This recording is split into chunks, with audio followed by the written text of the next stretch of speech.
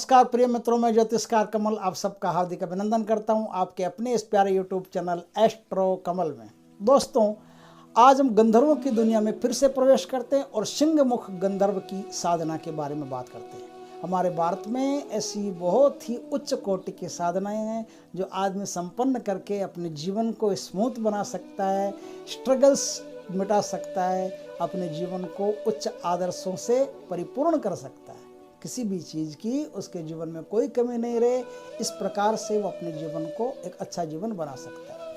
आज हम सिंहमुख नामक गंधर्व की बात करते हैं। गंधर्वों की दुनिया में सिंहमुख गंधर्व का नाम बड़े ही आदर से लिया जाता है। कोई काम जो कोई गंधर्व नहीं कर सके वो चित्ररथ के लिए सिंहमुख कर देता है। सिंहमुख की सबसे बढ़िया विशेषता है कि उसमें हौसला बाकी सब गंधर्वों से ज़्यादा है। जिस आदमी को ये मित्र बना लेता है या जिसके ये सिद्ध हो जाता है, उस पर इतनी सी भी आँच नहीं आने देता।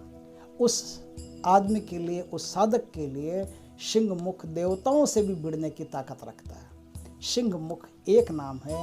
इस गंधर्व के दो नाम, एक नाम सिंहमुख है, दूसरा नाम सूर्यमुख है। सूर्यमुख और सिंहमुख दोनों ही इनके नाम हैं। इस गंधर्व की उत्पत्ति सिंह राशि के सूर्य में हुई थी, इसलिए इसका नाम सूर्यमुख गंधर्व है और इसलिए सिंहमुख गंधर्व भी है। दोनों प्रकार के नाम इनको मिले हैं। इनकी साधना बहुत ही अच्छी साधना मानी जाती है। और दूसरी बात ये बता दूं कि गंधर्वों की साधना लगभग सात्विक साधनाएं होती है। उनमें से कोई इक्का दुक्का साधनाएं तामसिक होती है। बाकी कोई भी गंधर्व अघोर पद्धति से या तामसिक पद्धति से सिद्ध नहीं किया जा सकता। वो या तो वैदिक पद्धति से या साबर पद्धति से ही सिद्ध किया जा सकता है। तो जो सिंहमुख की साधना है वो बड़ी प्यारी साधना है, लेकिन सात्विक साधना है, बहुत ही धर्मपरायण साधना है। कोई आदमी धर्म के मार्ग पर अगर अडिग रहता है तो वो आदमी यदि सिंहमुख गंधर्व की साधना करे तो फटाफट उसको साधना सिद्ध हो जाती है। अब हम थोड़ी सी पहले बात कर लेते हैं कि सिंहमुख गंधर्व की साधना या सूर्यमुख गंधर्व की साधना किस आदमी को करनी चाहिए। कुंडली में सूर्य खराब हो, कुंडली में सूर्य के कारण अनिष्ट होता हो तो उस आदमी को ये साधना कर लेनी चाहिए। किसी आदमी को सरकारी क्षेत्र में नौकरी करना हो या सरकारी क्षेत्र में कोई उच्च पदस्थ अधिकारी बनना हो और उसमें डिफ़िकल्टी जा रही हो, बहुत प्रॉब्लम पैदा हो रही हो, तो उस आदमी को सिंहमुख गंधर्व की साधना कर लेनी चाहिए। किसी आदमी को टेंडर वगैरह जो होता है ना, टेंडर वगैरह, टेंडर छोड़ाना वगैरह, इनका कोई काम करना हो और इनके काम में कोई तकलीफ आती हो तो उसे सिंहमुख गंधर्व की साधना कर लेनी चाहिए। किसी आदमी को वीर रस की कविताएं लिखना हो या कविताएं लिखना हो, तो कविता लिखना हो, संगीत आदि का काम करना हो, गायन में रुचि रखता हो, तो उस आदमी को सिंहमुख गंधर्व की साधना कर लेनी चाहिए। किसी आदमी के अंदर हौसला नहीं हो किसी भी काम को करने का, तो उस आदमी को सिंहमुख गंधर्व की साधना कर लेनी चाहिए। हौसला तुरंत उसके अंदर बढ़ता चला जाएगा, जैसे इंजेक्शन से किसी ने कोई दवाई भरी हो आपके अंदर, है ना, इस तरह से हौसला बढ़ता जाएगा। कोई आदमी यदि भट्टी का काम करता हो, आग का काम करता हो, उस आदमी को सिंहमुख गंधर्व की साधना कर लेनी चाहिए। प्रॉपर्टी से संबंधित काम करता हो, उस आदमी को सिंहमुख गंधर्व की साधना कर लेनी चाहिए। कोई आदमी सरकारी क्षेत्र में नौकरी तो पहले से ही करता हो, लेकिन उसके तबादले बुरे बुरे स्थान पर हो जाते हैं, बेचारा परेशान होता हो, उस आदमी को सिंहमुख गंधर्व की साधना कर लेनी चाहिए। उसके तबादले वहीं रुक जाएंगे और दूसरे मन माफिक स्थान पर उसको पोस्टिंग मिल जाएगी। इस प्रकार से बहुत सारी ऐसी चीज़ें हैं जिसमें सिंहमुख गंधर्व की साधना आपके लिए अत्यधिक जरूरी है।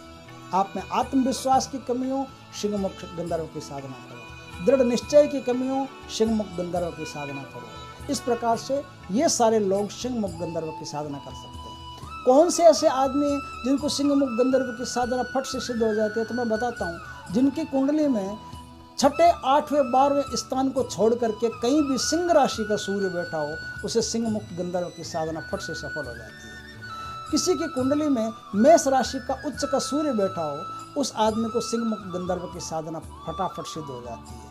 पंचम स्थान में शुक्र उच्च का हो तो उस आदमी को सिंहमुख गंधर्व की साधना फटाफट सफल हो जाती है। गंधर्वों की साधना भी उसको फटाफट सफल हो जाती है। यदि आपकी कुंडली में शुक्र और बृहस्पति चतुर्थ स्थान पर विराजमान एक साथ युतिबद्ध हो तो आपको गंधर्व साधना करनी चाहिए और गंधर्व साधना में आपको फटाफट सफलता मिलती है, लाभ मिलता है। सिंह मुख गंधर्व की या संहार मुख गंधर्व की, आगे जो मैं संहार मुख गंधर्व का वीडियो बनाने वाला हूँ, संहार मुख गंधर्व के बारे में बहुत अच्छी अच्छी जानकारियाँ हैं हमारे शास्त्रों में, और जहाँ से मैंने ये सीखा है, मैंने इन चीज़ों को जाना है, सीखा है, वहाँ उन्होंने बहुत सारी ऐसी अच्छी अच्छी बातें इनके बारे में बताई, वो मैं बताऊँगा। तो सिंह मुख और संहार मुख गंधर्व की साधना उस आदमी को करनी चाहिए जिस आदमी के जन्म कुंडली के अंदर किसी भी स्थान पर 6, 8, 12वें भाव को छोड़ करके शुक्र और मंगल एक साथ बैठे हों, शुक्र और मंगल एक साथ बैठे हों, इनमें से कोई भी एक ग्रह, चाहे तो मंगल हो मकर राशि का, चाहे शुक्र हो मीन राशि का, दोनों में से कोई भी एक ग्रह उच्च स्थिति में होना चाहिए। दोनों में से कोई भी एक ग्रह उच्च हो तो उस आदमी को सिंह मुख गंधर्व की साधना या संहार मुख गंधर्व की साधना बड़ी अच्छी रहती है, बहुत लाभप्रद रहती है, उसको फट से सिद्ध हो जाती है। लोग कहते हैं दर्शन नहीं होते, दीदार नहीं होते, ये लोग अगर ये काम करें तो उनको जल्दी उनके दर्शन होते हैं। इस प्रकार से जन्म कुंडली भी आपके बारे में ये कहती है कि ये स्थिति रहेगी तो आप सिंह मुख गंधर्व की साधना को तबियत से कर सकते हैं। अब ये साधना होती कैसे, इस पर आते हैं, थोड़ा सा विचार करते हैं। अगर देखो भाई वीडियो अगर लंबा भी हो जाए तो आप छोड़ के मत जाना, क्योंकि मेरे पास है ना कचरा वचरा ज्ञानवान नहीं है, जिसे जो भी उठा करके चेप दिया हो नहीं हो कोई मतलब नहीं।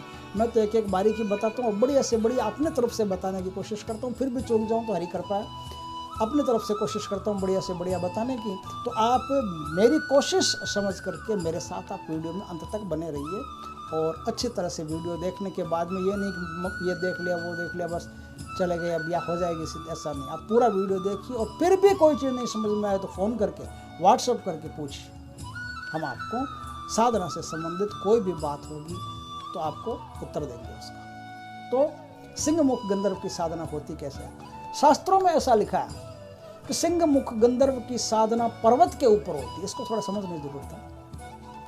सिंह मुख गंधर्व की साधना पर्वत के ऊपर होती है। अब हर आदमी तो पर्वत पर जा नहीं सकता, पर्वत हर आदमी के पास में भी नहीं होता, तो पर्वत लाएगा कहाँ से। ये एक हिंट है, एक कुछ ऐसे शब्द हैं जो आपको समझने पड़ता है। पर्वत का अर्थ होता है मनुष्य के विचारों में उच्चता का होना। जितने ऊंचे विचार होंगे, पर्वत का मतलब है कि आपके अंदर ऐसे विचार पैदा हो कि मेरे पास कोई शक्ति हो तो मैं पूरे विश्व का कल्याण करूँ। इससे ज़्यादा बड़ा पर्वत और क्या है। ब्रह्मांड का तो आप नहीं कर सकते हो, तो मालिक दूसरा है। लेकिन अगर ब्रह्मांड का भी आप कल्याण करने के विचार रखते हो तो उससे भी बड़ा पर्वत आपके पास है। केटू से भी ऊंची चोटी आपके पास मिल गई। तो इतनी ऊंची चोटी आपके भीतर पहले से मौजूद हो। और पर्वत का मतलब होता है स्थिरता। आपके विचार भागते नहीं हो, बार बार पलट के चेंज नहीं होते हो, विचार आपके स्थिर हो। उसका मतलब है कि आपके अंदर पर्वत है। और पर्वत के ऊपर साधना करने का मतलब होता है कि आपके विचारों में उच्चता है। आपके विचार एक तो भागते नहीं, एक तो मन आपका भागता नहीं बार बार।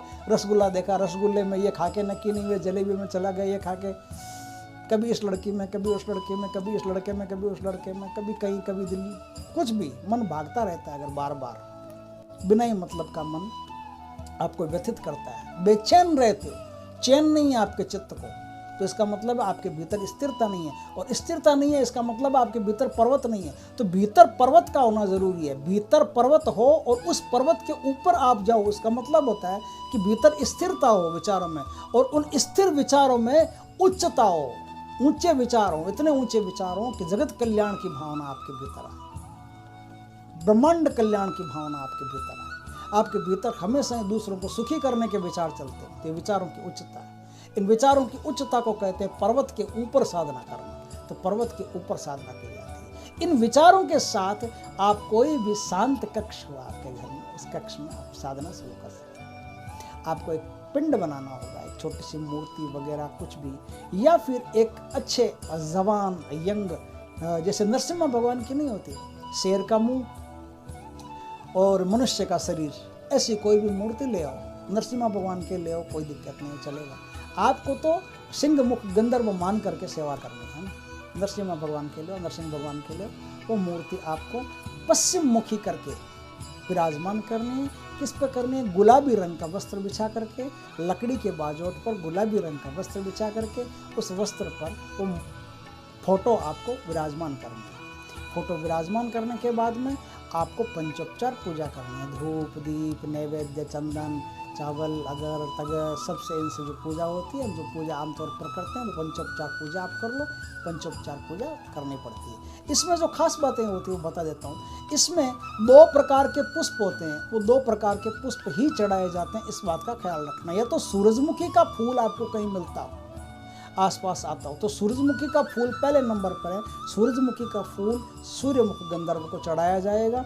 या फिर गुलाब के फूल आपके आसपास रहते हो तो गुलाब के फ्रेश फूल आपको सिंहमुख गंधर्व को चढ़ाने पड़ेंगे। दूसरी बात यह है कि लाल चंदन जो आता है बाजार में, लाल चंदन का ओरिजिनल टुकड़ा ला करके उसको कपूर के साथ, देखिए भीमसेनी देसी ओरिजिनल कपूर थोड़ा सा आप बट्टे पर रख करके और उसके साथ घिसिए। उसके साथ घिस करके जब आप साधना कर रहे हो तब आपको सिंहमुख सूर्यमुख गंधर्व को भी तिलक लगाना पड़ेगा और खुद को भी उसका तिलक लगाना पड़ेगा। तो लाल चंदन का कपूर मिश्रित तिलक ही आपको चढ़ेगा। तीसरी बात इसमें यह होती है, ध्यान रखने की कुछ खास बातें होती हैं। चांदी के गिलास हो तो सबसे बढ़िया है, नहीं तो पित्तल के गिलास हो, नहीं तो पित्तल के गिलास हो ना। पित्तल के गिलास में आपको केसर मिश्रित दूध, अब गाय का मिल जाए तो ठीक है, नहीं तो कोई भी भैंस का भी हो तो चलेगा। केसर मिश्रित दूध, केसर मिश्री दोनों मिला करके दूध में, और वो दूध आपको रोज नित्य जब पूजा करो तब आपको सिंहमुख गंधर्व के सामने चढ़ाना पड़ेगा। गंधर्व के सामने चढ़ाना पड़ेगा। बाद में जब पूजा पूर्ण हो जाए तब आप उस दूध का पान कर लीजिए। जहाँ तक हो सके इसमें एक नियम होता है कि जब तक आपकी सिंहमुख गंधर्व की साधना चलती रहेगी तब तक आप सब्जी में नमक नहीं डालोगे। अब मैं थोड़ा सा आपको और छूट देता हूँ अपनी तरफ से। सब्जी में नमक तो डाल सकते हो लेकिन समुद्री नमक नहीं डालोगे, ध्यान रखना, समुद्री नमक नहीं डालोगे। सिंध प्रांत का जो सेंधा नमक आता है ना, वो सेंधा नमक डाल सकते हो या काला नमक डाल सकते हो। काला नमक लाल लाल टाइप आता है ना, वो नमक डाल सकते हो। तो आप जो समुद्री नमक खड़ा नमक आता है वो नमक नहीं डालना है। बस इतनी सी बात का आप ख्याल रख लें, और बिना नमक के डाल तो सबसे बढ़िया है, तो फिर तो कोई बात ही नहीं है। तो इस प्रकार से आप ये काम कर सकते हैं। इस साधना के अंदर लाल या गुलाबी कलर के वस्त्रों का प्रयोग होता है। ढीले ढाले वस्त्र हो, एकदम तंग नहीं हो कपड़ा कहीं से भी, उन कपड़ों का आपको प्रयोग करना है। वो कपड़े पहन करके आप साधना कर सकते हो, नहीं तो वो धोती पहन लो, क्योंकि साधना में कई बार कहते हैं कि सिले हुए वस्त्र निषेध होते हैं। तो आप एक धोती और एक गमछा अपने टांग सकते हो, उससे आप साधना कर सकते हो। सिंहमुख गंधर्व की साधना में चंदन, धूप, जल, प्रसाद ये सब आपको चढ़ाने, और सब चीज़ें सात्विक होगी। जो आदमी जितना धर्मात्मा प्रकृति का होगा और धर्माचरण करने वाला होगा उसको सिंहमुख गंधर्व फटाफट सिद्ध हो जाएगा। जो आदमी किसी भी बात को नेगेटिव ना लेकर के पॉजिटिव व्यू में देखता हो और हमेशा लोगों के साथ धर्ममय आचरण करता हो। धर्ममय आचरण का मतलब है जिसमें मानवीयता कूट कूट के भरी हो। आजकल के हिंदू मुसलमान लड़ाई वाले धर्म नहीं बता रहा हूँ, धर्म जो मनुष्य के भीतर होता है उस धर्म की बात बता रहा हूँ। मनुष्य के भीतर मानवीयता सबसे बड़ा धर्म होता है। तो मानवीयता मनुष्य के अंदर जितनी ज़्यादा रहेगी उतना ही सिंहमुख गंधर्व उसको जल्दी सिद्ध होगा। इस प्रकार से आपकी साधना शुरू होती है। आपको पूर्व दिशा में मुख रख करके लाल चंदन की माला से ये साधना शुरू करनी पड़ेगी। गुरु का आशीर्वाद ले लें, पितरों का आशीर्वाद ले लें। जितने भी मैं बताता हूँ वीडियो में, पहले छोटी सी पूजा कर लें आप शिव जी की, गणेश जी की, पार्वती जी की। उनकी पूजा करने के बाद में पितरों की, ग्राम देवता, कुल देवता, वास्तु देवता, इन सबकी छोटे छोटे पूजा कर लेते हैं कि सबका आप पर आशीर्वाद रहे। और आशीर्वाद किसी भी पूजा को, किसी भी शक्ति को सिद्ध करने के लिए जरूरी होता है। और इस वीडियो से पहले मैंने अभी एक वीडियो दिया 64 योगिनी गुप्त सम्मोहन साधना, वो वीडियो याद रख करके जरूर देखें। वो वीडियो हर वीडियो के लिए ज़रूरी है। कोई भी साधना करना चाहता है, हर उस साधक के लिए वो वीडियो ज़रूरी है। वो वीडियो आप ज़रूर देखें, उसके बाद में आप कोई भी साधना करें कीजिए। तो वो वीडियो आपने देख लिया, वीडियो देखने के बाद में अब कोई भी प्रकार की आप साधना करेंगे तो फटाफट आपके लिए सिद्ध हो जाएगी। अब सिंहमुख गंधर्व की साधना के लिए क्या करना पड़ता है, कितने माला, कितने दिन, वो सब मैं बता देता हूँ। देखिए दोस्तों, सिंहमुख गंधर्व की साधना करने के लिए आपको 3000 मंत्रों का यानी 31 माला रोज जाप करनी पड़ेगी। ये जाप पूजा के बाद में रात्रि काल में होंगे।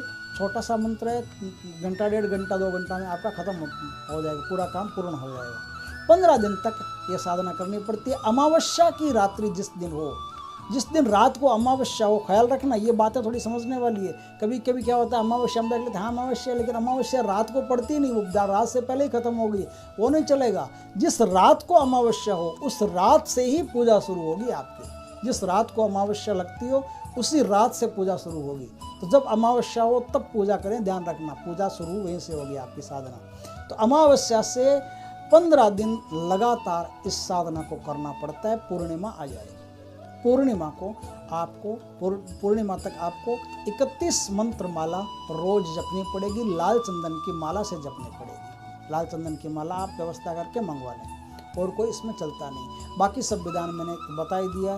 गुलाब की धूप हो सबसे बढ़िया रहता है, गूगल की धूप हो सबसे बढ़िया रहता है। गूगल या गुलाब की इनकी धूप मंगवा करके इनकी धूप लगातार जलते रहना चाहिए। दीपक जो है वो शुद्ध घी का आपके सामने हमेशा जलता रहना चाहिए। इस प्रकार से आप अपने चारों तरफ चक्र निकाल करके, देह का बंधन करके, सुरक्षा बंधन करके, फिर आप इस मंत्र का जाप करके और सिद्धि को प्राप्त कर सकते हो। 16वें दिन या 15वें दिन की रात्रि में आपका जब जाप पूर्ण होगा तब भयानक आवाज के साथ सिंहमुख गंधर्व आपके सामने प्रकट होंगे, सूर्यमुख गंधर्व आपके सामने प्रकट होंगे। तो जब ये प्रकट होंगे तब इनसे मित्रता कर लें, इन्हें मित्र बना लें। जीवन भर ये आपका साथ देंगे, जीवन भर आप पर कोई भी प्रकार की कैसी भी आपत्ति नहीं आने देंगे। कोई भी आपके काम अटके हों, केस के, मुकदमे के, टोटल काम फटाफट पूरे कर देंगे। कोई ज़मीन जायदाद का लफड़ा हो, ये काम फटाफट पूरे कर देंगे। इस प्रकार से कोई भी आपका काम हो, संगीत की दुनिया में जाना चाहते हो, टेंडर से संबंधित काम करना चाहते हो, तो ये सारे काम जो आपके हैं वो पूरे कर देंगे। रोज़गार नहीं मिल रहा हो, रोज़गार दे देंगे। आपको हर प्रकार से मदद करके, आपकी हेल्प करके आपको अच्छा खासा धन प्राप्त जीवन में करवा देंगे, सम्मान प्राप्त करवा देंगे। जहाँ जाओगे इज्जत मिलेगी आपको, और जहाँ जाओगे अगर आप दबकर के बात करते हो तो अब जहाँ जाओगे आप हौसले से बात करोगे, निडर होकर के, निर्भय होकर के, निर्भीक होकर के बात करोगे। इस प्रकार से बहुत ऊंची साधना है, बहुत अच्छी साधना है। आप इस साधना को ज़रूर संपन्न करें। हर व्यक्ति को जिनको आवश्यकता हो, रिक्वायर हो अलग अलग गंधर्वों की, उनको ये साधना करनी चाहिए। गुरु दीक्षा के बाद में इस साधना को आप कभी भी किसी भी अमावस्या को शुरू कर सकते हैं। शुरू करके इस साधना को सिद्ध करके हमेशा जन कल्याण के कार्य करें। अब मैं आपको सिंहमुख गंधर्व की साधना का मंत्र बताता हूँ। मंत्र है ओम नमो गंधर्व सिंहमुख नमः। छोटा सा मंत्र है, ओम नमो गंधर्व सिंहमुख नमः। ओम नमो गंधर्व सिंहमुख नमः।